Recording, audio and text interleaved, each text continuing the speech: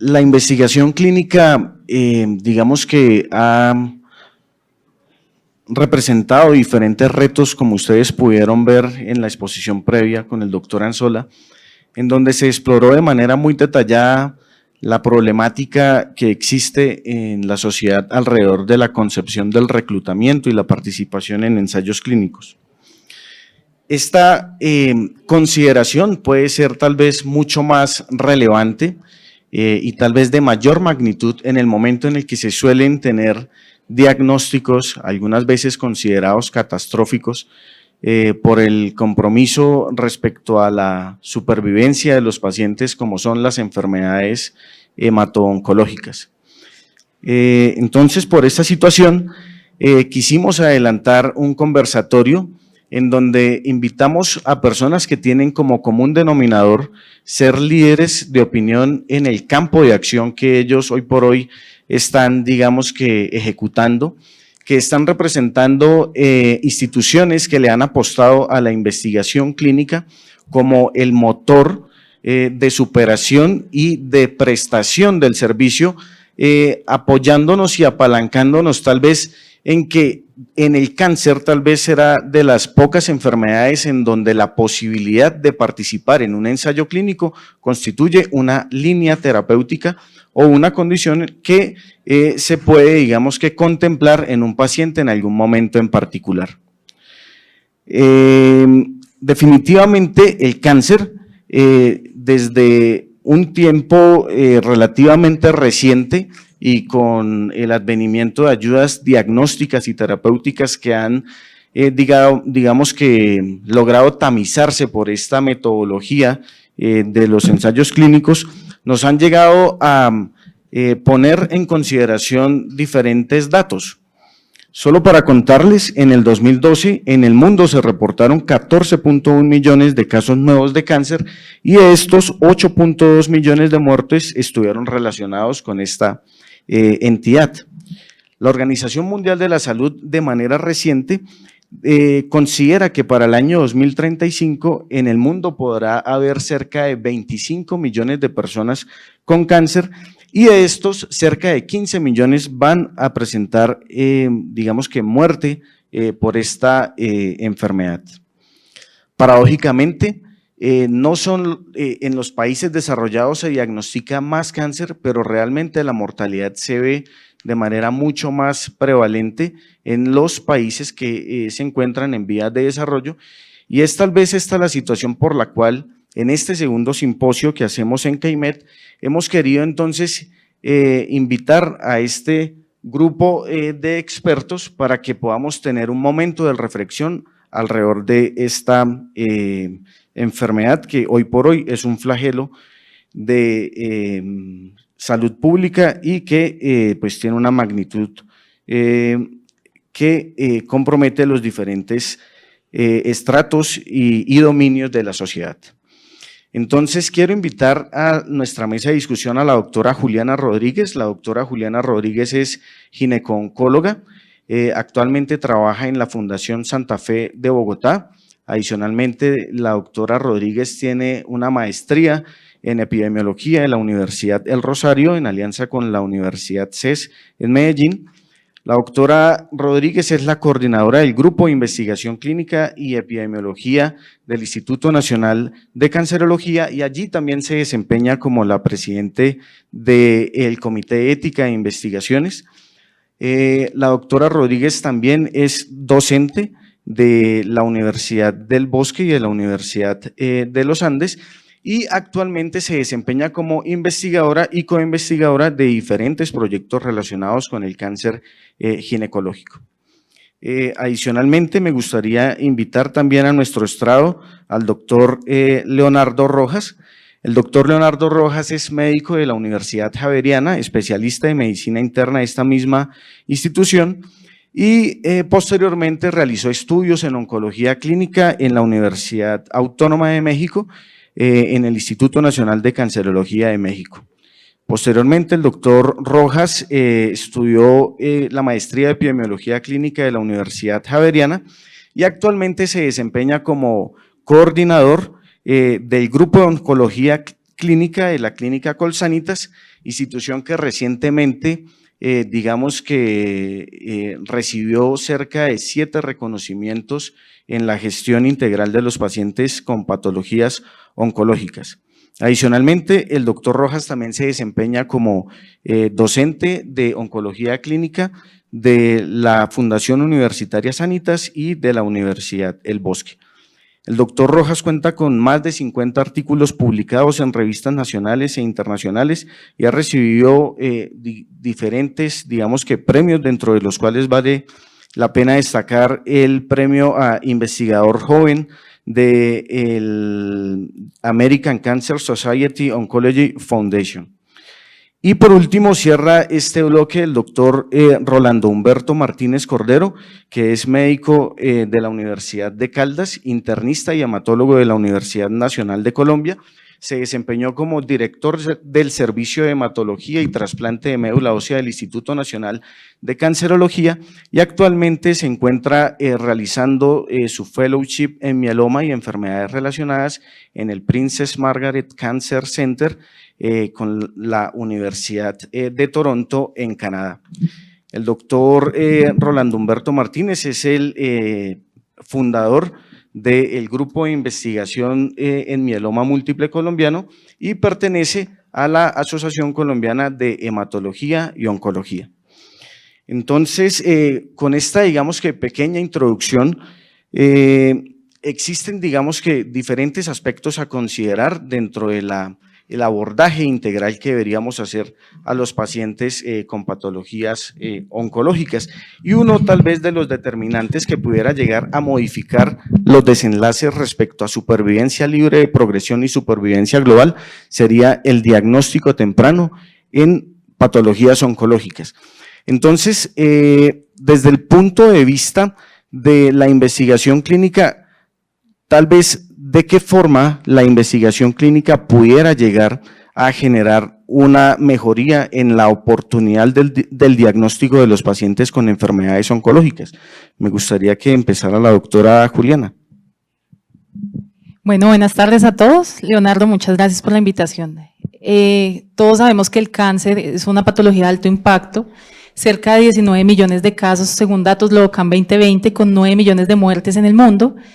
Es una patología que implica una suma de esfuerzos y no solamente recordemos lo que impacta los tratamientos en los sistemas de salud, sino toda la connotación de esos costos directos e indirectos, el impacto para nuestros pacientes que son pilares de la sociedad.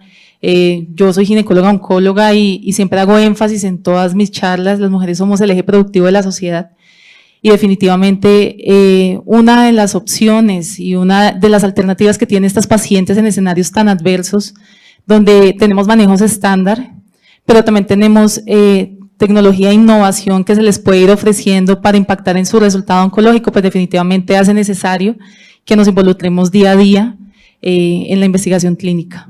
Insisto en esto porque tenemos casos donde estamos enfrentados a una segunda, tercera línea, pacientes supraseleccionadas, donde definitivamente tenemos medianas de supervivencia ya predefinidas, muy cortas, y los ensayos clínicos son una oportunidad para ampliar esos beneficios oncológicos que definitivamente son significativos. Es una oportunidad, yo me muevo en los dos escenarios, trabajo en la Fundación Santa Fe, pero también ahorita lidero la investigación clínica del Instituto Nacional de Cancerología y vemos cómo hay una propensión pues por la equidad de todas las pacientes. Entonces son pacientes que bajo otro escenario que no fuera de los ensayos clínicos no tenían esta oportunidad.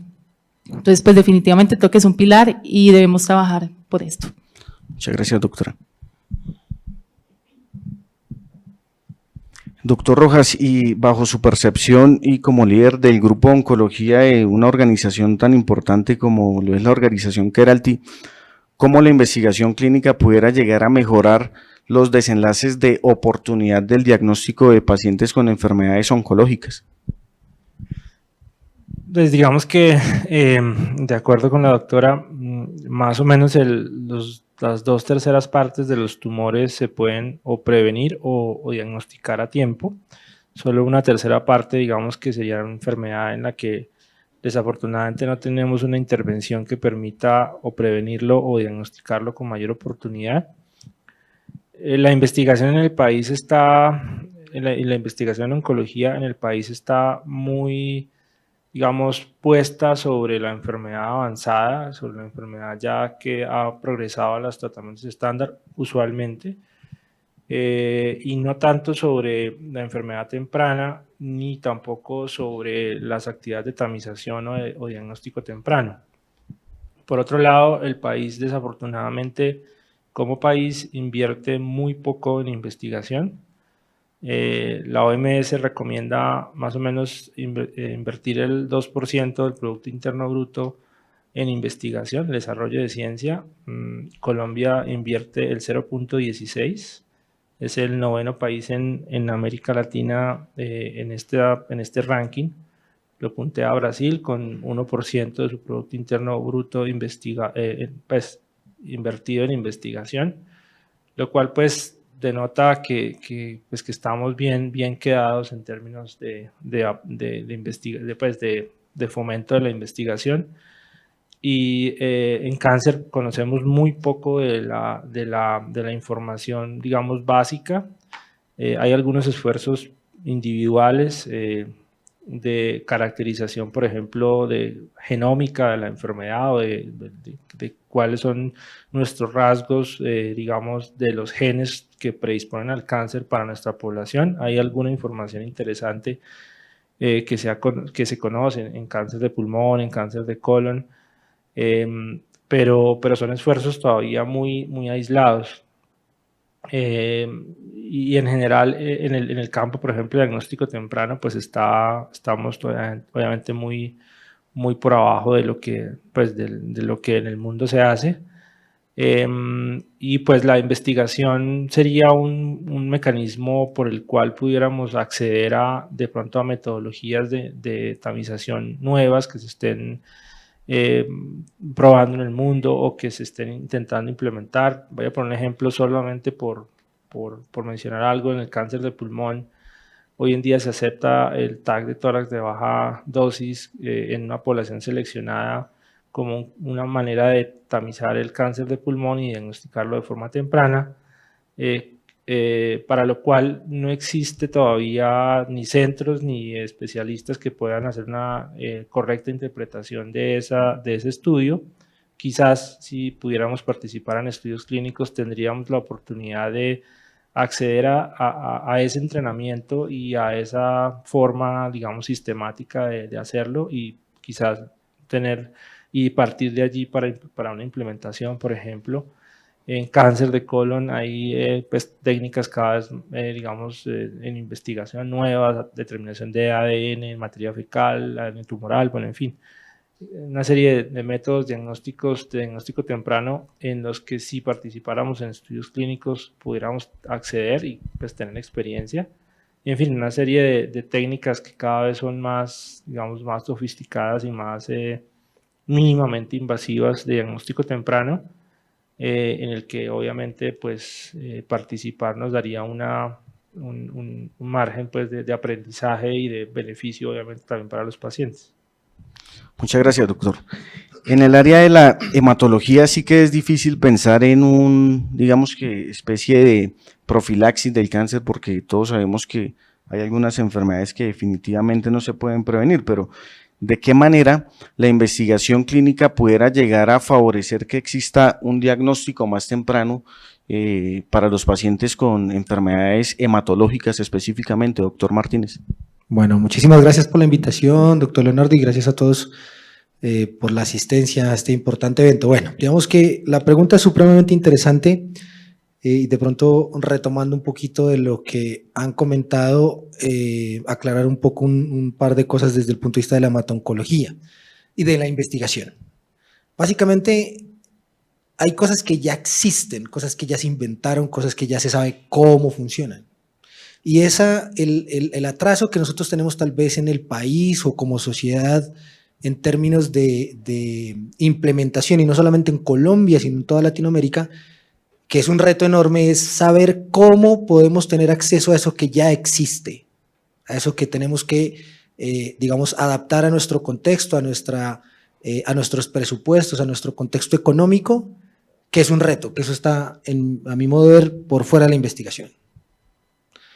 Y la investigación entonces tiene dos aristas grandes, digamos, a mi modo de ver. La primera es ver de esas cosas que ya existen y que tenemos que implementar, qué tanto rendimiento tienen en nuestras poblaciones, y digamos que en ese sentido tenemos un atraso enorme, porque primero, lo que estoy de acuerdo con el doctor Leonardo, que no tenemos un presupuesto grande para investigar, no nos autoevaluamos, no sabemos cómo nos está yendo con esas cosas que ya tenemos de afuera y que nos toca implementar.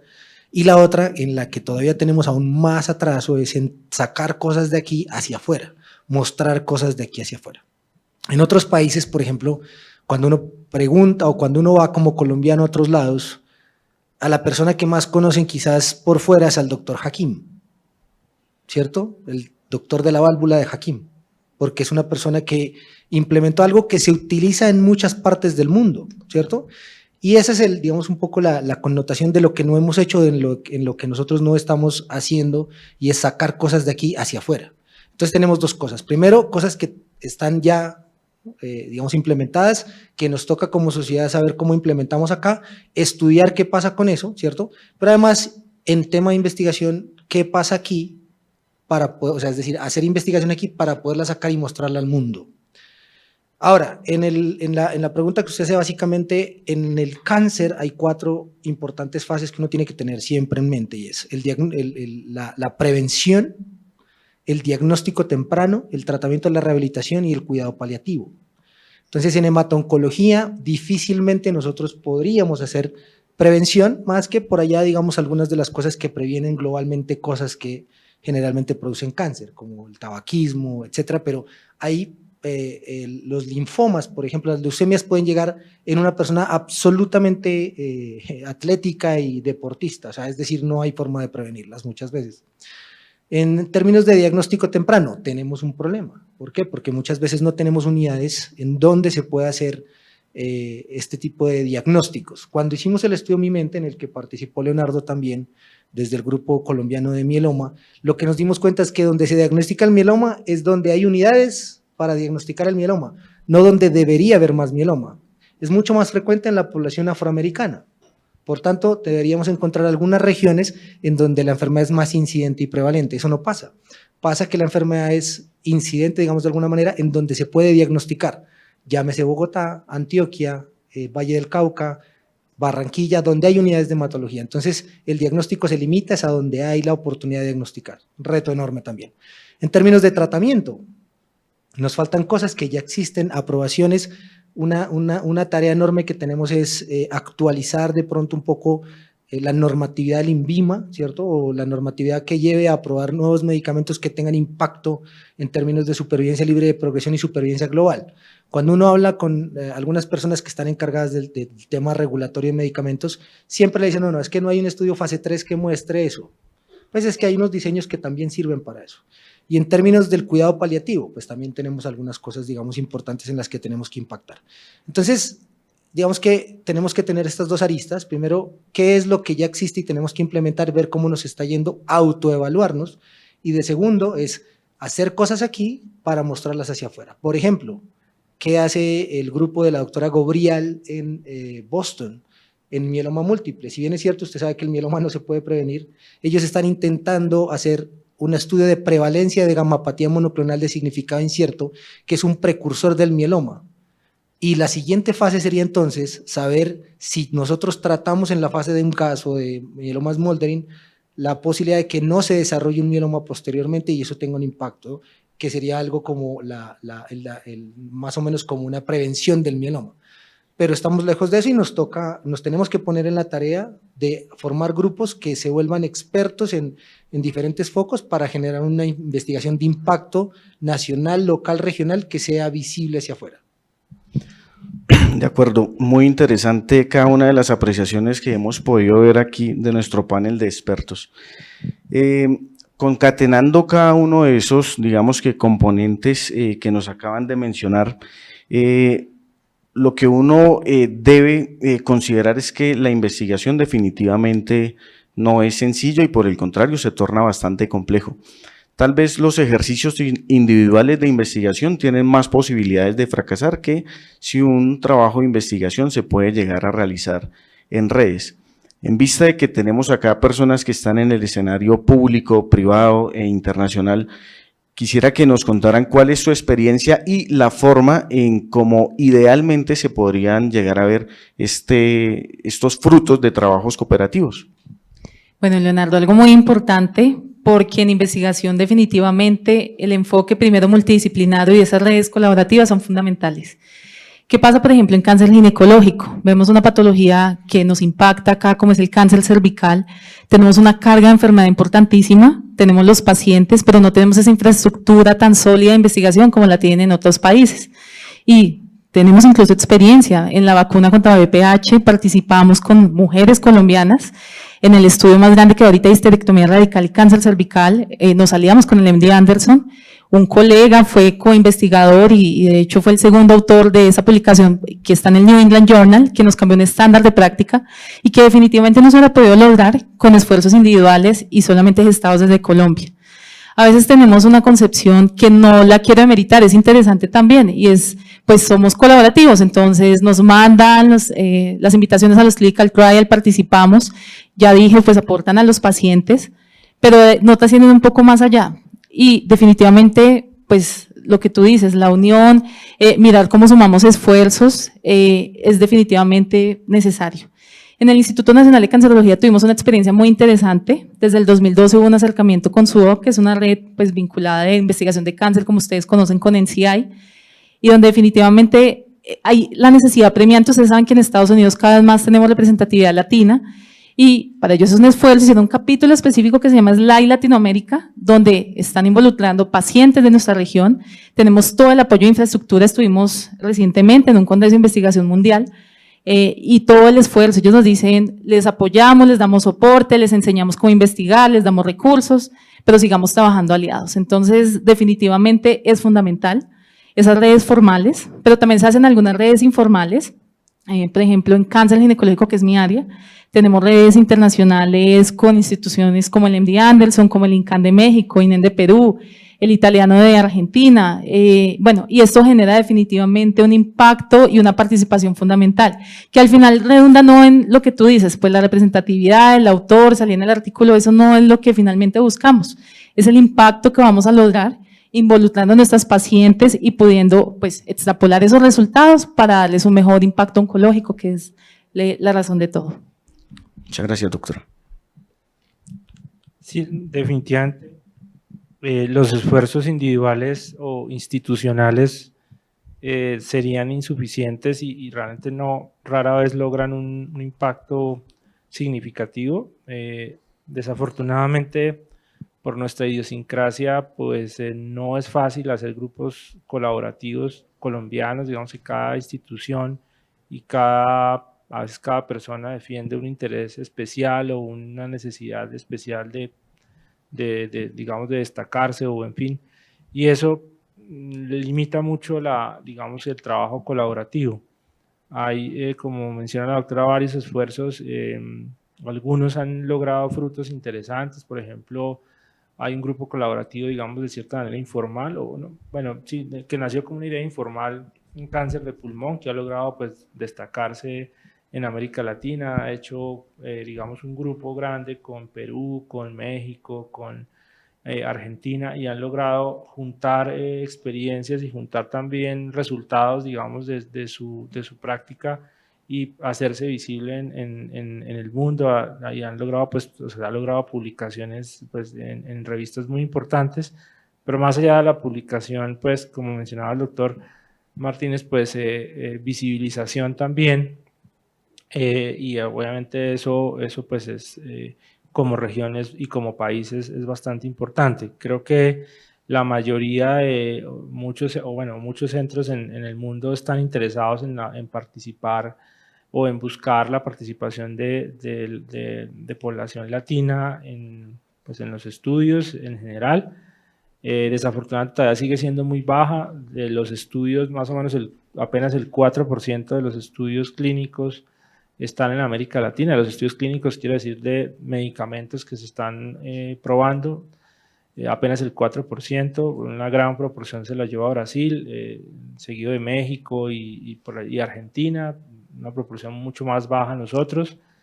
Y eso tiene muchas explicaciones, digamos, coincido con el doctor Martínez, desde las dificultades de regulación hasta la misma, digamos, formación como investigadores en el país, en donde obviamente tenemos un déficit importante. Y todo eso pues es una serie de barreras que limitan nuestra participación pues en estudios clínicos en general. Muchas gracias, doctor. Y para el doctor Martínez, ¿cómo ha sido su experiencia con la conformación de grupos interdisciplinarios? Bueno, no, digamos que por ejemplo, en el GRIMCO, ¿no? Que quisimos integrar regiones con patología específica, que es el mieloma múltiple y las enfermedades relacionadas. Y varias otras experiencias, digamos, a través del Grupo Latinoamericano de Mieloma Múltiple, el Grupo de Linfoma Latinoamericano, en donde hemos tenido unas iniciativas bien interesantes, hemos hecho unas publicaciones bien interesantes de autoevaluación, básicamente, ¿no? Porque no estamos generando, como decíamos anteriormente, un impacto que dé un conocimiento nuevo. Básicamente tenemos dos trabajos bien importantes que pueden demostrar, digamos, que la práctica clínica puede ser diferente en Latinoamérica, pero generalmente el impacto, digamos, por ejemplo, en desarrollo de medicamentos, en ensayos clínicos, todavía no lo tenemos, estamos trabajando en eso. Pero estamos integrados, es decir, ya tenemos un grupo y hay desde el sitio donde yo estoy, que es el Princess Margaret Hospital Cancer Center y la Universidad de Toronto, hay un interés muy grande en colaborar con todas estas iniciativas para que se formalicen, para que tengan una estructura, para que tengan un gerente de proyectos, para que tengan un negociador de budgets, es decir, se haga una formalización de la investigación. Pero hoy en día, y coincido perfectamente con las palabras del doctor Leonardo en términos de que muchas veces nosotros no nos bajamos de la camiseta del ego, ¿cierto? Y entonces empezamos a defender intereses individuales o tenemos unos miedos no bien fundados de alguna manera. Hoy en día estamos a puertas de tener un centro oncológico en Bogotá, en Latinoamérica, en Colombia, en Latinoamérica, de un gran impacto potencial hacia el futuro, que es el CETIC. Y entonces cuando llega esto, lo primero que genera es miedo, ¿no? Se va a acabar la atención en cáncer en el resto de instituciones. Se va a morir el Instituto Nacional de Cancerología, cuando lo que deberíamos pensar es diferente. Tenemos que trabajar juntos, juntar los 87 años de historia del Instituto Nacional de Cancerología con una inversión fuerte de más de $400 millones de la nueva Fundación CETIC, ¿cierto? Del Centro de Investigación y Tecnología en Cáncer, para juntar esfuerzos para volvernos más visibles, para volver la investigación nacional de referencia internacional, para hacer lo que decía la doctora Juliana. La representación de pacientes hispánicos, la representación de pacientes latinos por fuera es muy bajita. ¿Por qué nosotros no investigamos en nuestros pacientes y generamos una data que les sirva a las personas en donde viven pacientes latinos, llámese Houston, llámese California, llámese Toronto, ¿cierto? Que es un sitio donde vive mucha gente latina, que ellos tengan las herramientas, por ejemplo, con genómica, porque somos diferentes los latinos un poco de las personas de otras latitudes, que sirvan para cambiar de pronto el manejo, que tenga unos factores predictivos en el manejo para mejorar la supervivencia libre de progresión, para mejorar la supervivencia global. Entonces, lo que usted dice, doctor Bautista, es clave y ese es un mensaje que tiene que quedar. Tenemos que trabajar juntos, bajarnos de la camiseta del ego, meternos en el papel de que tenemos que mirar hacia adelante juntos como país, como región, para poder generar este tipo de investigaciones que tengan un impacto importante a nivel regional y mundial, ¿cierto? Y no generar miedos que finalmente lo que terminan produciendo es que cada uno empiece a trabajar individualmente y a querer hacer las cosas primero. Terapia celular, que es lo que se nos viene, es en lo que estamos aquí en entrenamiento. El pensamiento de las personas es quién lo va a hacer primero, no es hagámoslo juntos todos. Terapia celular es una necesidad, es algo que si bien es cierto, no es curativo todavía en muchas enfermedades, es algo que está generando mayor supervivencia en los pacientes y tenemos que, en vez de empezar a jalar cada uno por su lado, trabajar juntos para implementarlo entre todos a través, por ejemplo, de GRIMCO, del grupo de mieloma o del grupo de linfoma. Terapia que es estándar ya en linfomas en Estados Unidos y en Canadá en la segunda línea de tratamiento de linfoma por encima del trasplante autólogo. Estamos ofreciendo nosotros quizás una terapia subóptima cuando eso ya es estándar of care en Estados Unidos y en Canadá, Entonces traigámoslo, pero trabajemos juntos, porque si no lo hacemos, no lo vamos a tener a corto plazo. Perfecto, muchas gracias a cada uno de nuestros participantes. Entonces, lo que podemos concluir hasta este punto es que cuando uno escucha personas que tienen un recorrido o bagaje dentro de la investigación clínica, reconocen que la conformación de grupos de investigación, más que una necesidad, es una solución para los problemas de nuestros pacientes.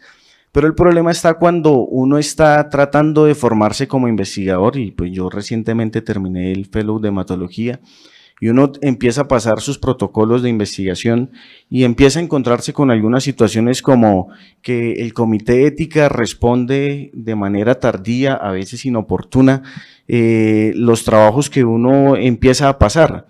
Las ideas de investigación de cierta manera no tienen, digamos, que el acelerador donde lo deberían tener, y por el contrario se prima el ejercicio asistencial de la práctica antes que una idea de investigación.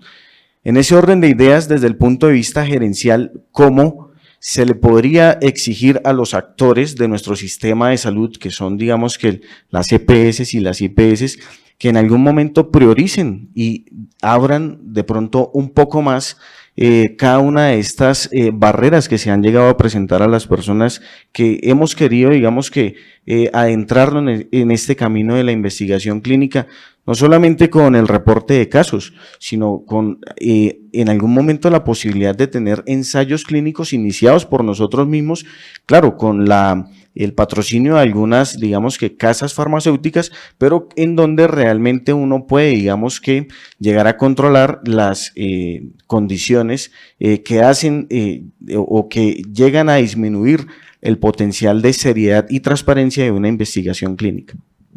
Bueno, Leonardo, has tocado varios puntos súper interesantes. Yo creo que todavía Colombia dista mucho del ideal de formación de recurso humano. Cuando uno compara, por ejemplo, los fellowship en Colombia, donde tú desde el día 1 tienes ya carga asistencial, donde tienes entre 60 y 80 pacientes para resolver, pero cuando comparas, y las comparaciones son odiosas, pero también son interesantes para generar planes de mejora, como en centros de referencia en el mundo te dan un año de investigación clínica.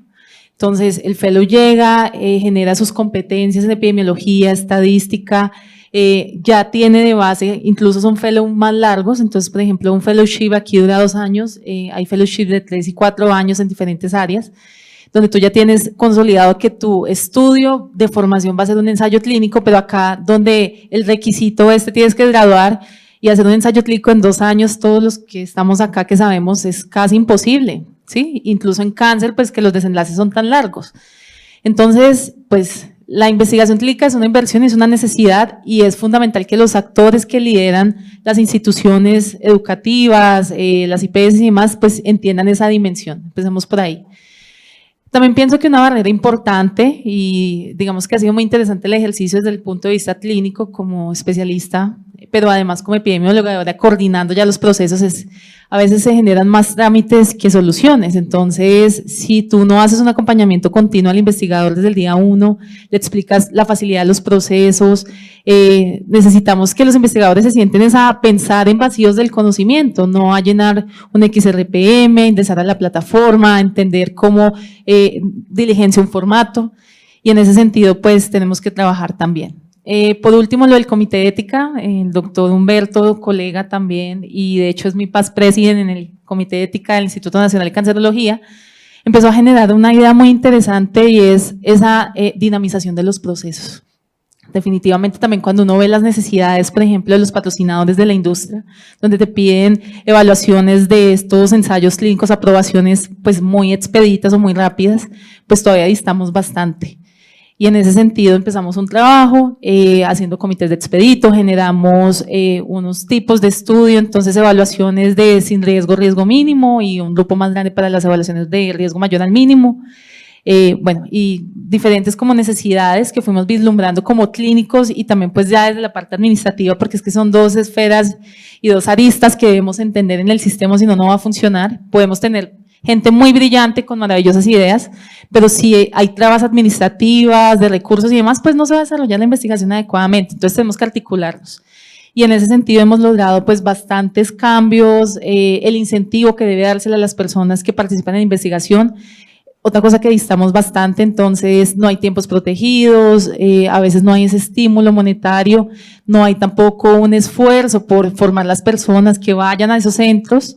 Estos observership, pues básicamente uno los busca, como les digo, yo estuve en el MD Anderson por una iniciativa buscando específicamente ese sitio de rotación, pero Humberto ahora que está en Canadá también lo sabe, pues unos modelos totalmente distintos. Entonces, pues son muchos problemas, pero la idea no es generar solamente vislumbrar las barreras, sino esos desafíos y creo que es obligación de todos seguir trabajando y en estos ámbitos donde nos movemos, donde podemos tomar decisiones gerenciales, como tú lo dices, pues empezar a hacer cambios. Definitivamente es una necesidad.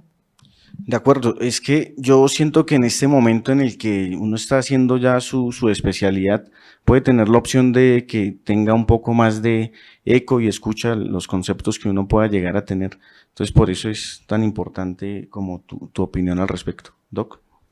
Sí, es una situación bien frustrante. Digamos que en términos de formación, pues realmente hasta hace muy poco tiempo las facultades de medicina empezaron a darse cuenta y a tener la necesidad de empezar a formar a sus estudiantes de pregrado en conceptos básicos de investigación, pero eso no es un concepto, digamos, no es una formación tan antigua, sino apenas hace algunos años empezó y pues desafortunadamente todo eso termina en esfuerzos nuevamente muy individuales, digamos que muy escuetos, y de igual forma en la residencia pues se premia sin lugar a dudas más la asistencia que la investigación, pues no hay tiempos protegidos y en la práctica clínica las instituciones públicas y privadas exigen unos resultados en investigación y en publicaciones sin ningún tipo de contraprestación ni de tiempo y mucho menos económica. Pero además, sin ir muy lejos, cuando yo empecé a hacer algo de investigación obviamente patrocinada por la industria, me encontré con situaciones realmente lamentables. Por ejemplo, alguna vez tuve que enfrentarme a un juicio, digámoslo, de valor de alguno de los directores en alguno de los hospitales en los que estuve, en los cuales me reclamó por qué yo había enviado a una paciente a un estudio de investigación a otra institución, porque el hospital había perdido a la paciente.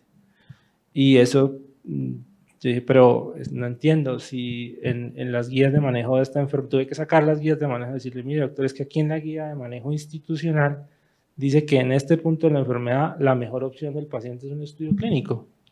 Luego, el mejor actuar como médico es decirle a la paciente, en este momento de tu enfermedad, la mejor opción es irte a un estudio clínico. Y si hay un estudio clínico abierto en el país, así sea en Cartagena, en donde haya, pues mi deber es decirle al paciente, esta es una opción, y la paciente debe tomar la decisión de si esa opción pues es válida o no, y pues ir y tocar la puerta.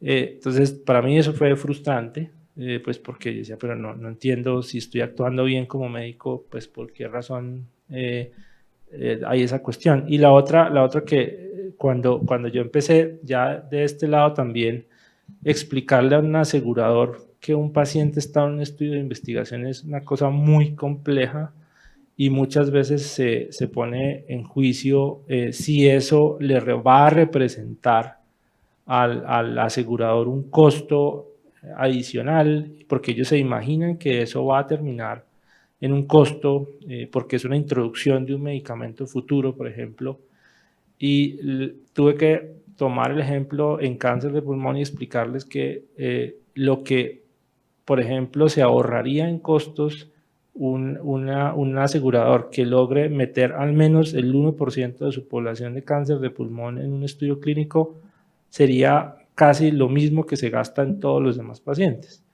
porque obviamente se cubre los gastos de diagnóstico, de tratamientos que son extremadamente costosos como la inmunoterapia, en donde los pacientes que pudieron beneficiarse acá al principio fueron pacientes, o sea, fueron hace 5 o 6 años, fueron gracias a los estudios de investigación, porque los medicamentos llegaron mucho después a aprobarse en el país, mucho después de que salieron, pues que fueron aprobados en otras instituciones.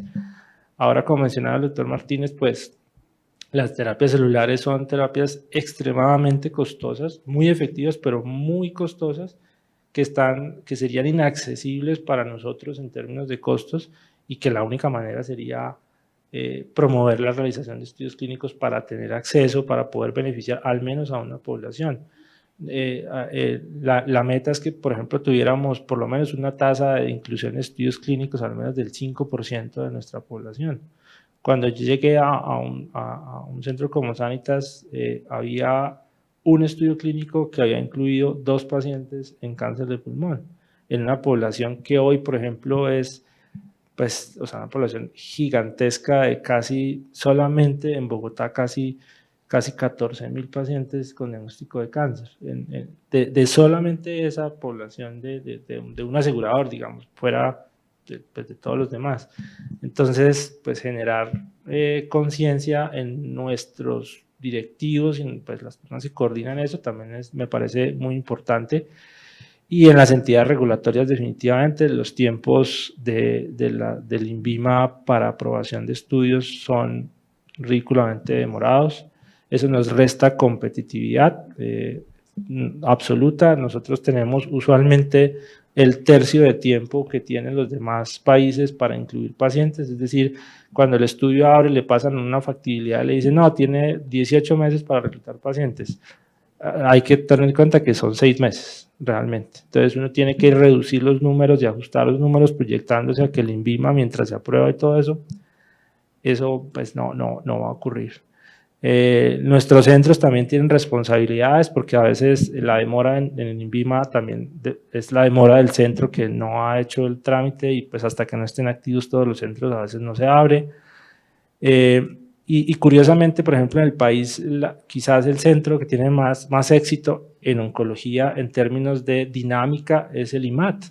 Es un centro en Montería que es un centro pequeño, una ciudad intermedia, no estamos hablando de una ciudad, pues ni siquiera la tercera ciudad más grande del país, ni siquiera eso, y es el centro más dinámico. Logró formar un grupo muy bien conformado, muy rápido, con una capacidad de inclusión pues altísima, y han empezado ya a generar información interesante, a participar en estudios. Hace poco participaron no en un estudio de oncología, pero en otras cosas, ya como autores, o sea, promoviendo pues digamos que no solamente la inclusión de pacientes, sino la participación activa en el diseño y en los resultados finales de estudios. Entonces me dice, no entiendo cómo un centro, o sea, pues para mí no me cae en la casa como un centro privado en una ciudad pequeña tiene más consonancia que centros que, por ejemplo, están anexos a universidades, donde se supone que pues sería lo ideal.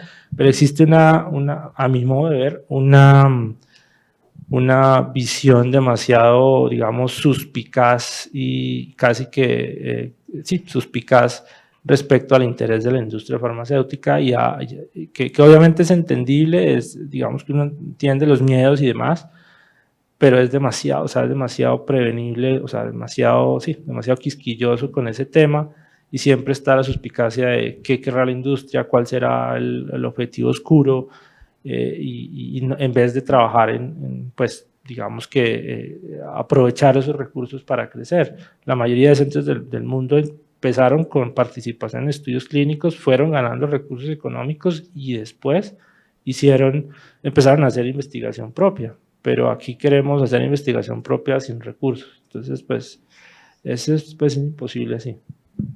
De acuerdo. Absolutamente de acuerdo, o sea, es decir, estamos en la misma página. Primero les voy a pedir perdón porque les voy a poner un ejemplo coloquial, digamos de alguna manera, no tan serio.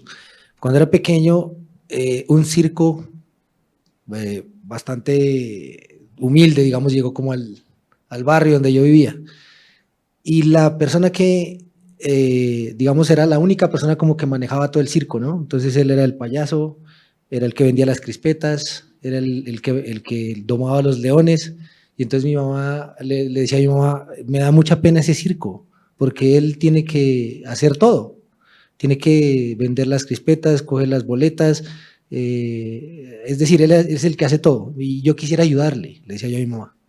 Y es un poco para representar lo que pasa, que es que a lo que nos toca a nosotros, de buena voluntad, es hacer todo en el proceso de investigación. Entonces, uno es el que recluta, uno es el que piensa la idea, uno es el que está tratando de juntar a la gente, es el que escribe el artículo, es el que trata de comunicarse con el comité de ética. Eso no tiene por qué ser así. Tiene que haber unas responsabilidades y tiene que haber un grupo que tenga unas responsabilidades, pero sobre todo, y aquí tomo las palabras del doctor Leonardo, y es, tiene que haber un presupuesto para eso. Tiene que haber un presupuesto para funcionar. No podemos seguir actuando como un circo pobre en ese sentido. Y ahí, digamos que tiene que ver muchísimo una cosa con la que la doctora Juliana nombró hace poquito, y es que nosotros cuando estamos investigando, como no tenemos tiempo y estamos viendo pacientes y pacientes y pacientes, si se nos demora mucho un proyecto de investigación, al primero que le echamos la culpa es al comité de ética. Es que ya se demoran mucho. Y nosotros, y la doctora Juliana lo sabe, investigamos más o menos qué era lo que pasaba, por qué la gente se quejaba del comité de ética. Y empezamos a evaluar una cosa que se llaman los tiempos muertos, ¿no? Entonces el comité de ética se demoraba muchísimo, pero era porque nosotros no teníamos en cuenta los tiempos muertos en los que el comité responde para que el investigador responda, pero como el investigador es el dueño del circo pobre que tiene que hacer todo, ¿cierto? Pues no tenía tiempo y se le pasan los correos y entonces termina echándole la culpa al comité, cuando realmente tiene que haber un gerente de proyectos que esté pendiente de eso, cuando tiene que haber una secretaria o alguien que esté pendiente y le esté recordando al investigador principal qué es lo que tiene que hacer y cómo manejar el MetrixMed, digamos que es la plataforma del comité, etcétera. Y eso es una cosa que nos venía sucediendo. De suerte que mostramos que el problema no era el comité, el problema era de los propios investigadores porque el comité responde en sus tiempos. Si bien es cierto, no, los miembros del comité no ganan dinero y de pronto si hay demoras un poco, ¿cierto? Que eso ya la doctora Juliana lo ha solucionado con algo que ella gestionó muchísimo este año y que ya hoy en día el comité de ética del instituto está recibiendo recursos que antes no pasaba. Pues hoy en día sabemos que lo que sucede es que los propios investigadores tenían esos tiempos muertos muy largos. Y eso tiene que ver con que no sabemos investigar, no sabemos manejar las plataformas, los residentes no saben el proceso de buena práctica clínica, no saben qué es un proceso regulatorio, etcétera, porque también están viendo pacientes. Entonces lo que decía la doctora Juliana es cierto, le ponen desde el primer día 60 pacientes, pues no le va a quedar tiempo para eso. Entonces, digamos que en la experiencia que yo tengo en este momento en Princess Margaret con la Universidad de Toronto es algo que quiero recoger y que, digamos, de las palabras del doctor Leonardo, con respecto a cómo se genera el presupuesto para la investigación propia. Hay un grupo de investigación que es el grupo de mieloma múltiple y enfermedades relacionadas que solamente investiga en ese grupo de patologías y en linfoma. Y entonces se genera una gran cantidad de estudios que están patrocinados por la industria, que la industria quiere que se investigue y porque es un centro con experiencia, con investigadores, digamos, de gran trayectoria que generan confianza. Y entonces se generan una gran cantidad de recursos que más o menos el presupuesto hoy en día de ese grupo, de solo el grupo de mieloma, es de $5 millones, en el cual los gastos son de $4 millones y queda $1 millón para pagarle a la gente que investiga, pero además para sacar un rubro para la investigación propia, en la que ahí sí las ideas de investigación surgen del investigador, las ideas generadas en el investigador. Entonces hay ese presupuesto que, digamos, de alguna manera de donde se saca ese presupuesto es de donde quedan los recursos de los estudios que llegan de la industria. Entonces ahí se hacen estudios iniciados en el investigador con el presupuesto, por ejemplo, que queda del overhead que dejan los estudios clínicos, pero además, por ejemplo, de las fundaciones, ¿no? Entonces la Fundación Princess Margaret hace 2 meses recibió $50 millones de una persona que es muy rica y que tenía un cáncer y que le gustaría, digamos, investigar en el cáncer que él tenía para las demás personas y donó $50 millones. Entonces va llegando a la plata, pero toda la gente tiene un pago porque esto es un trabajo realmente, es decir, esto tiene que tener una remuneración importante. Con respecto a la terapia celular, eso es en lo que yo estoy entrenándome, eso es lo que yo estoy haciendo allá. Y lo que yo veo es que hoy en día, por ejemplo, cuando yo llego acá, las personas están pensando un poquito atrás de lo que tiene que ser. Por ejemplo, la terapia celular con linfoma, como les dije anteriormente, ya es standard of care en Canadá y en Estados Unidos. Entonces nosotros no podemos tener un estudio clínico para el mismo escenario aquí porque eso ya es un standard of care, ya está estudiado. No van a mandar ensayos clínicos para CAR-T, para segunda línea de linfoma, porque eso ya es un standard of care. Para mieloma, pues no tenemos que investigar en la recaída porque eso ya está estudiado a través del CARTITUDE-1. Entonces, lo que se está investigando hoy en día en terapia celular es llevarla a la primera línea, reemplazar el trasplante, por ejemplo, ¿cierto? Eso es en lo que tenemos que empezar a pensar porque vamos atrasados. Ya no nos va a llegar estudios de primera línea de CAR T, no nos van a llegar porque ya eso se está estudiando y ya tiene aprobación, por ejemplo, en Estados Unidos para la recaída del mieloma. Entonces, eso ya a la industria, Janssen, por ejemplo, con Cilta-Cel o a Bristol con Aidecel, no les va a interesar estudiar porque eso ya está estudiado y ya están logrando la aprobación por las agencias regulatorias. Lo que les interesa a ellos hoy en día es llevar la terapia celular frontline, es decir, en la primera línea. Entonces, nos tenemos que alinear con eso. O sea, ya se nos pasó la oportunidad de hacerlo en la recaída. Vamos a ver qué pasa en la primera línea y a ver si podemos reclutar pacientes. ¿Qué tenemos que hacer para eso? Tener investigadores con experiencia, tener gente que esté entrenada, gente que tenga experiencia en el manejo de la toxicidad. O sea, que los sponsors tengan confianza en los investigadores que van a manejar el medicamento y en los grupos de investigación, que tengan una estructura. Entonces, digamos que hay que ir pensando un poquito más en generar estos grupos que tengan una estructura gerencial más que investigar de buena fe como hasta ahora lo veníamos haciendo en gran magnitud. Listo, muchas gracias. Ya estamos entrando en la fase final de nuestro conversatorio, muy interesante los puntos que hemos llegado a tocar. Hay algo que nosotros que vemos pacientes en el diario y que estamos más en el componente práctico, asistencial que investigativo como tal, podemos llegar a contribuir y son los estudios de evidencia del mundo real, ¿cierto? Entonces, de pronto de manera muy sucinta, quisiera ver cuál es su aproximación respecto a esa alternativa de investigación y si podemos allí apalancar muchas de las ideas de investigación propia como una fuente de crecimiento de nuestros centros de investigación. Sí, definitivamente ese tipo de estudios son una necesidad, insisto. Uno a veces quisiera tener el ensayo clínico, fase 3, perfecto, con los cumplimientos de los protocolos, en los tiempos regulatorios adecuados, todo eso. Pero pues la realidad de nuestras pacientes y de nuestro país es distinta totalmente. Entonces, yo creo que ese tipo de evidencia cada vez toma más impulso y es fundamental para generar esas recomendaciones en la práctica. Pues estamos trabajando en ello. Creo que no solamente además esa medicina, como tú lo mencionas, pero además también la medicina translacional, donde ya tenemos que hacer también la inclusión de esos biomarcadores y extrapolarlos a la práctica clínica. O sea, creo que no solamente una o cierta evidencia, los estudios correlativos que hacen alusión a esto, tenemos que seguir trabajando pues ampliamente en ese sentido y yo creo que cada vez es un esfuerzo de las personas que hacemos investigación. Sí, yo creo que es un escenario muy interesante que creo que no está suficientemente explotado en nuestro medio, que nos puede acercar a tener información sobre lo que ocurre acá con nuestra población. Hay datos, por ejemplo, pues yo hago sobre todo cáncer de pulmón, pero en otras enfermedades también. Hay información que dice que nuestra población se parece genéticamente, digamos en los genes tumorales, en el cáncer de pulmón, más a la población asiática que a cualquier otra. Hay estudios pues, muy interesantes a ese respecto y por eso vemos un porcentaje de mutaciones en un gen determinado que es tan alto o muy cercano a la población, cercano o similar a la población asiática y no tanto a la población, digamos, europea o americana de Norteamérica.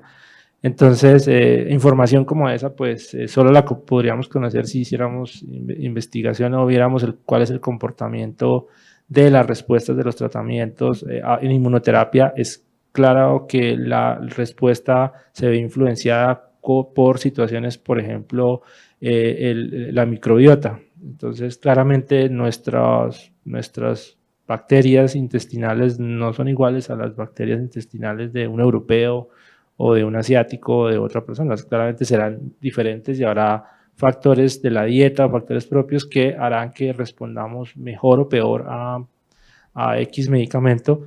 Entonces, sin duda esa información es necesario generarla para saber si vamos a responder igual o no a múltiples tratamientos y generar predictores de respuesta a diferentes terapias. Por ejemplo, hay asociaciones muy frecuentes de infecciones de VPH con respuesta a cáncer de pulmón en algunas terapias, de tuberculosis, muy prevalente en nuestro medio, con respuesta a ciertos tratamientos en cáncer de pulmón, y así infinidad de ejemplos donde nuestras características quizás determinen, y cosa que para otra población no sería, la respuesta o no, y eso permita a, entre otras, nuestras agencias regulatorias decir, mire, quizás en nuestra población el paciente que mejor puede responder es este, pero si conocemos eso, si no lo conocemos, pues sería, pues no podríamos saber.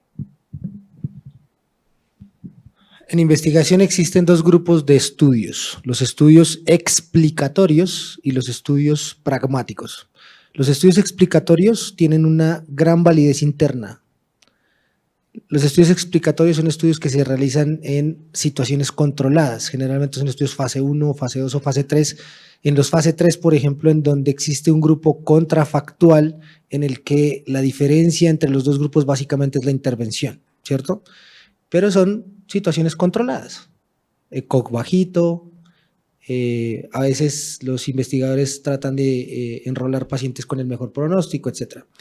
Y vienen los estudios pragmáticos o estudios que también pueden llamarse estudios de evidencia de real world data o real world evidence, que son dos cosas parecidas pero son distintas. Entonces, los que nos sirven a nosotros para ver si la práctica, en realidad esos estudios que ya hicieron, que son explicatorios, impactan, digamos, desde el punto de vista en la práctica clínica, deben hacerse pragmáticos o hacérselos estudios como de evidencia de la vida real, ¿cierto? En condiciones normales, ¿qué sucede cuando aplicamos esos protocolos que son explicatorios? Entonces, muchas veces, por ejemplo, por el tema de costos, los pacientes no tienen acceso adecuado y terminan atrasándose en las terapias, entonces la densidad de dosis se cae, la intensidad relativa de dosis se cae y resulta que el que a mejor le termina yendo es el que tiene el medicamento más barato, pero que lo recibe cada 21 días.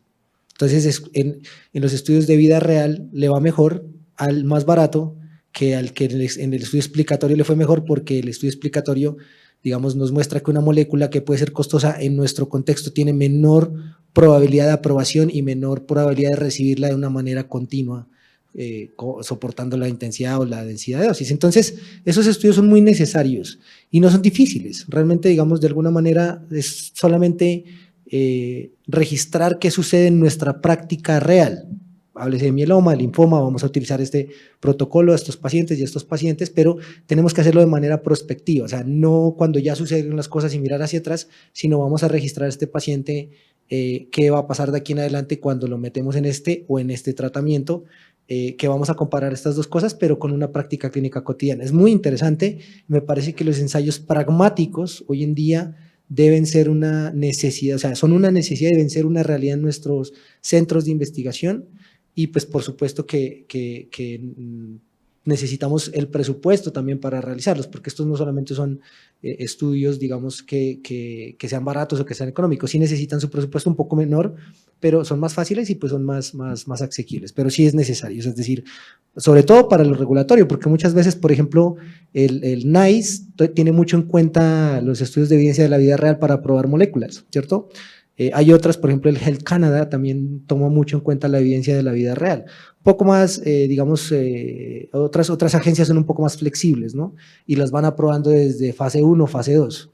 Eso depende también del país en el que uno esté analizando las data. Perfecto, muchas gracias. Me gustaría ver si en el auditorio tenemos alguna pregunta para nuestros conferencistas respecto a esta temática tan importante. Aquí la doctora Carolina. No, ¿tenemos un micrófono o quieres? Te lo paso.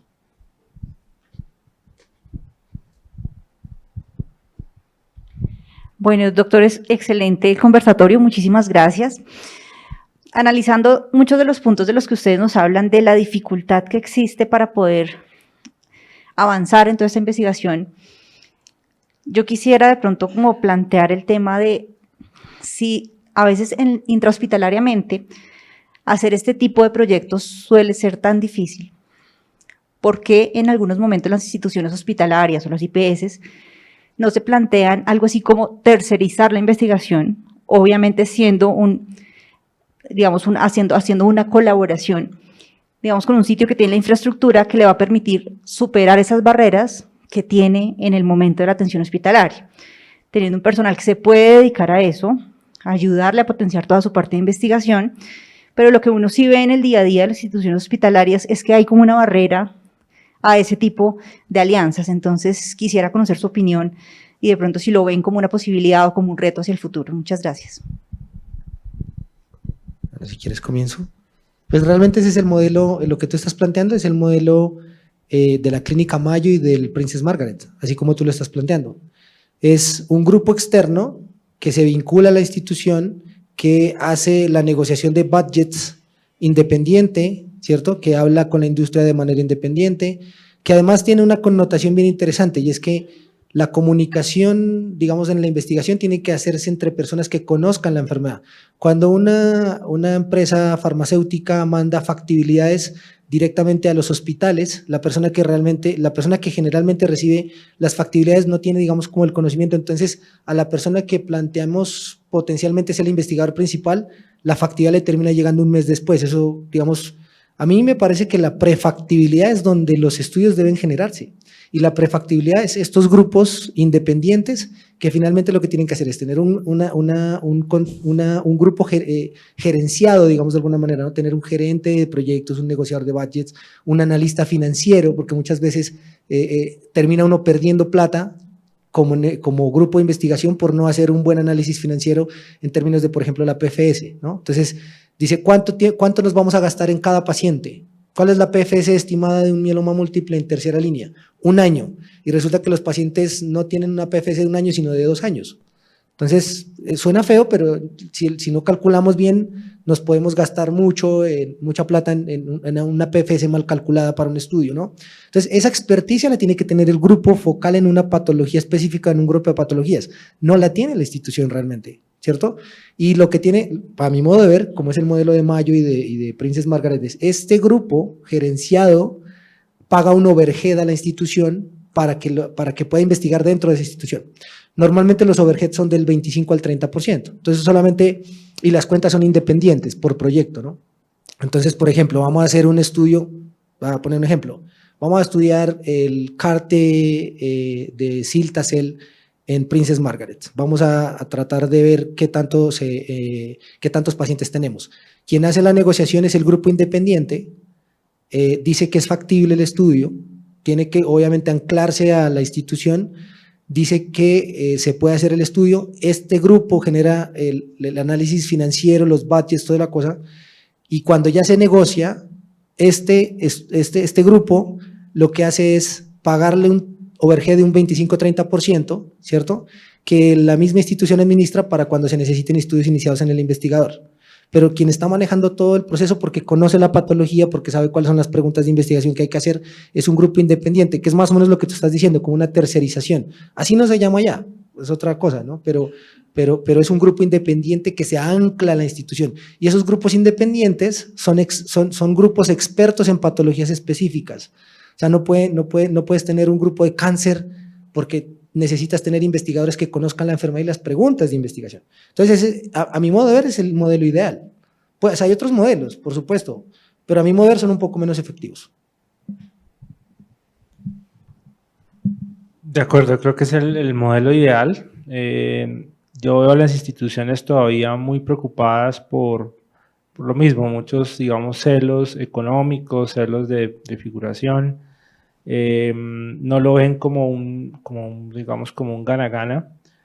Hay algunas experiencias, por ejemplo, si se puede llamar así, tercerización de comités de ética y de investigación, ya que el propio resultó tan ineficiente que le retrasó todos los procesos. Entonces, digamos que esa tercerización de esa actividad resultó mucho más costo efectiva y más dinámica que mantener un comité institucional, pero eso en instituciones especialmente universitarias a veces es difícil porque pues lo ven como una intromisión o un sesgo de alguna de las partes. Coincido con el doctor, creo que hay grupos que, o sea, pueden haber grupos externos que se alíen con las instituciones y hagan mucho más dinámico el proceso. Hay múltiples modelos.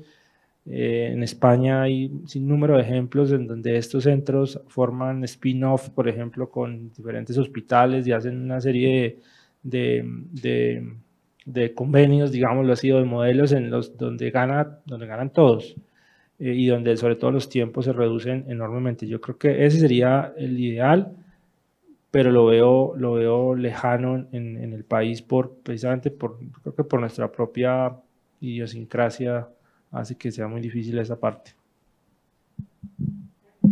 Sí, definitivamente si una institución no tiene la infraestructura clara, precisa y muy administrativa, esa visión gerencial que se ha manifestado tanto acá para hacer investigación, pues debería tercerizarla. ¿Qué pasa, por ejemplo, en el Instituto Nacional de Cancerología? Como ustedes saben, pues somos una entidad que presta atención médica en cáncer, pero además tenemos formación de recurso humano, especialistas en primera y segunda especialidad, pero además de eso tenemos una subdirección específica de investigaciones. Entonces, digamos que no adolecemos tanto de lo que dice ahorita la doctora, pero es real, muchas instituciones lo adolecen.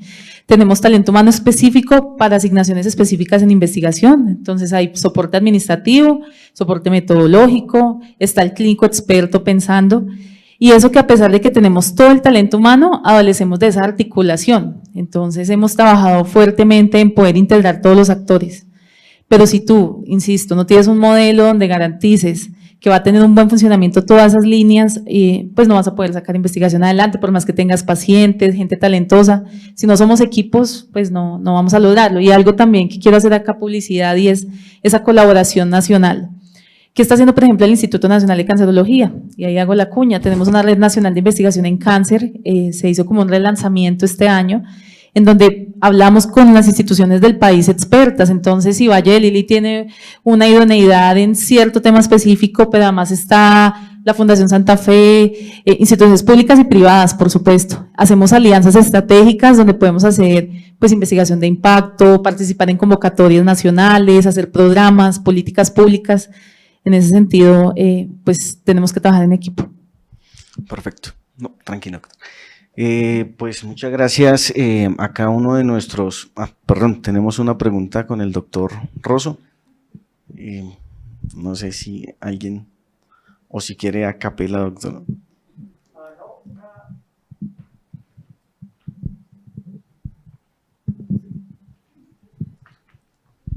Qué pena, doctor. Sí, son dos preguntas.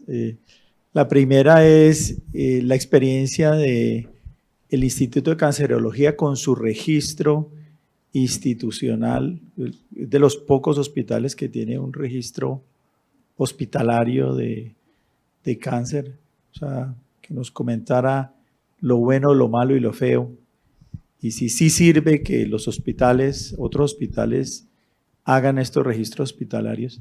Y la segunda pregunta es, desde la perspectiva de ustedes, ¿qué información ha generado? O sea, las cuentas de alto costo generan información. ¿Eso les ha sido de utilidad para ustedes? Bueno, el instituto, insisto, es un centro de cáncer, tenemos 8 líneas de investigación y tenemos una fortaleza inmensa en los registros poblacionales específicos de cáncer. Tenemos el Infocáncer y inyectamos datos poblacionales, tenemos registros internos, pero quiero aquí hacer una confesión y es específicamente en registros o bases de datos de pacientes con cáncer atendidos en la institución, todavía nos falta bastante. Se está trabajando en un proyecto interesante y es hacer esas bases de datos que ya queden solidificadas desde el día 1, o sea, llega el paciente, lo atiendo y voy registrando dato a dato en tiempo real, porque todavía nos vemos enfrentados, y tengo que confesarlo, a que cuando vamos a hacer un estudio de investigación, ejemplo, una cohorte en cáncer cervical, nos toca generar de nuevo, pues, como toda esa base de datos específica. Entonces, tenemos un buen registro de historia clínica, tenemos un SAP, pues, que está sistematizado, todavía le faltan algunos desarrollos. Tenemos registros poblacionales maravillosos, pero en registros internos de pacientes estamos incluso ahorita pues impulsando un proyecto de investigación para hacer esas bases de datos específicas de pacientes del instituto. Seguimos trabajando, insisto, tenemos todavía muchos desafíos, pero ya hemos identificado, doctor, esas situaciones y estamos trabajando en ello. Sí, digamos que los registros institucionales de cáncer serían, a mi modo de ver, la herramienta fundamental para poder, a partir de eso, saber cuál es el potencial que tiene una institución para, por ejemplo, incluir pacientes en un estudio clínico o para generar, obviamente, la investigación propia. En este momento, pues que yo conozca, el único esfuerzo, la única institución que tiene un registro institucional en cáncer es el Instituto Nacional de Cancerología. La doctora de Brides, que ahora está en la Universidad Javeriana, pues es una persona experta en registros de cáncer, que ella es de Holanda y obviamente hizo toda su experiencia allí, donde los registros son pues obviamente muy fuertes, y trasladó esa experiencia y empezó en el instituto con mama específicamente, pero siento que se quedó allí ese esfuerzo sin poderse trasladar a más patologías y hacerlo realmente un registro institucional.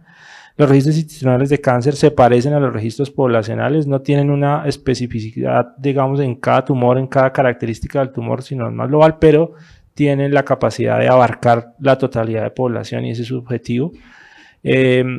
Pero fuera de eso no existe, que yo conozca en ninguna institución, un registro institucional, y me parece que sería una fortaleza tenerlo o poderlo implementar. Digamos que ahí yo vería como una línea o un esfuerzo para hacer. Bueno, la experiencia con el registro institucional de cáncer, yo trabajé hasta hace un año pasadito en el Instituto Nacional de Cancerología, tuve la oportunidad de ser el jefe del servicio de hematología y trasplante antes de irme a otro país. Y digamos, el registro institucional de cáncer fue muy útil para algunas cosas, por ejemplo, en patologías que tienen un solo diagnóstico, una sola codificación. Una de mi interés, que por ejemplo es el mieloma múltiple, en donde pudimos dilucidar qué cantidad de pacientes teníamos al año nuevamente diagnosticados o identificar la prevalencia del mieloma. Fue muy fácil, realmente, porque mieloma múltiple, pues el código es C900 y ya hasta ahí llegamos. Entonces, para poder saber el potencial de enrolamiento, uno tiene que saber sus estadísticas, ¿cierto? Es decir, nosotros diagnosticamos 50 pacientes nuevos al año, de estos 30% son elegibles a trasplante, el 70% no son elegibles a trasplante, bueno, más o menos, ¿cierto? Por identificación ya, digamos, del grupo, básicamente. Y eso nos permite más o menos saber en qué podemos nosotros investigar, ¿no? Y cuál es la prevalencia, que más o menos estamos hablando de 800 casos más o menos que tenemos prevalentes de mieloma múltiple, teníamos en ese momento. Entonces tenemos unas estadísticas. Hay que trabajarle, por supuesto, lo que decía la doctora Juliana, porque hay otras enfermedades en las que los códigos son generales. Entonces, linfoma no es uno solo, linfoma son varios linfomas, ¿no? Entonces, las estadísticas dicen linfoma, entonces le muestran no todos los linfomas, pero uno no sabe, digamos, más o menos cada uno para saber el potencial, porque los linfomas son diferentes y se tratan diferente. Lo mismo las leucemias. Hay leucemias crónicas, leucemias agudas, entonces hay necesidad de separar un poco esto, hay que trabajar en el registro. Con respecto a los registros poblacionales de cáncer, un esfuerzo maravilloso del Instituto Nacional de Cancerología, 4 ciudades hasta el momento aportando esto, que es interesantísimo, ¿cierto? Me parece que es un esfuerzo enorme financiado por el instituto y es útil. Hay que ampliarlo a más ciudades, por supuesto, para saber realmente en otras latitudes del mismo Colombia cómo se comporta, por ejemplo, el mieloma, los linfomas, en donde se supone que la incidencia puede ser más alta. Y eso por el lado del instituto. Y por el lado de la cuenta alto costo, la experiencia es que, por ejemplo, en el estudio que hicimos en el grupo GRIMCO, la cuenta alto costo reporta una incidencia de mieloma de más o menos 400 casos al año. Nosotros, con los registros poblacionales de cáncer, porque hicimos la comparación, estimamos que es 1.200 pacientes al año y el estudio que hicimos nosotros, basado en los registros individuales de prestación de servicios, nos da más o menos lo mismo, 1.300. Por lo tanto, parece que, por lo menos en la cuenta de alto costo, hay un subregistro bien importante de la población, porque además está sujeto a lo que las instituciones reportan y todas no reportan, pues digamos, adecuadamente, ¿no? Entonces, sí se nota que hay unas diferencias, digamos, importantes en términos de incidencia y prevalencia. Por supuesto que hay que trabajarle y todas las fuentes de información son bien interesantes e importantes para poder contrastar los datos y poder saber a qué nos estamos enfrentando y poder preparar los servicios de salud para los retos que se vienen desde el punto de vista estructural, organizacional, aprobatorio, etcétera, porque de ahí tenemos que buscar la información para tomar decisiones. Quería complementar mi respuesta porque omití la segunda pregunta del doctor, y es respecto a las cuentas de alto costo. Yo creo que cada vez son herramientas que se están, digamos, puliendo y llevando a mejor término. Si uno compara, digamos, 2013, 2014, por ahí que empezaron, pues han ido mejorando en términos de capturar una mayor cantidad de población, de tener información.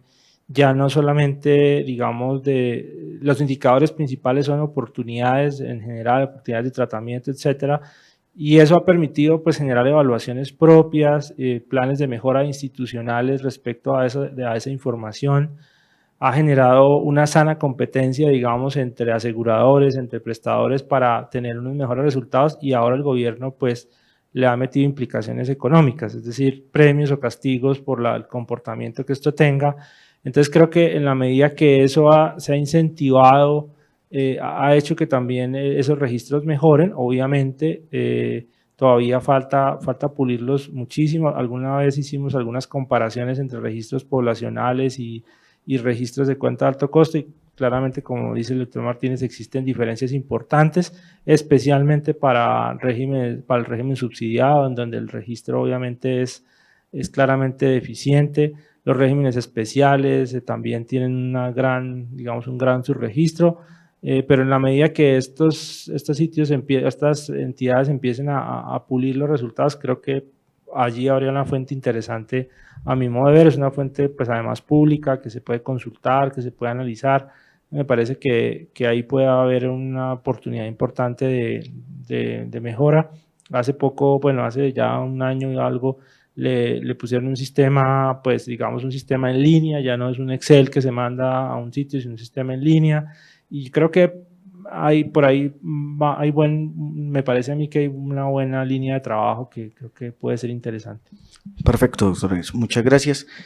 Ya llegamos al final de nuestro conversatorio y pues de verdad que vale la pena recapitular que la investigación entonces es importante en estos pacientes con patologías hemato-oncológicas, porque podemos mejorar la oportunidad del diagnóstico, el diagnóstico temprano, tener tratamientos que puedan llegar a impactar en la supervivencia libre de progresión y supervivencia global de nuestros pacientes, y cómo tal vez la invitación es a continuar fortaleciendo las redes de apoyo interdisciplinario y digamos que multisectorial que tenemos en nuestro sistema de salud, y pues digamos que todas estas reflexiones seguramente nos van a servir para nuestra práctica.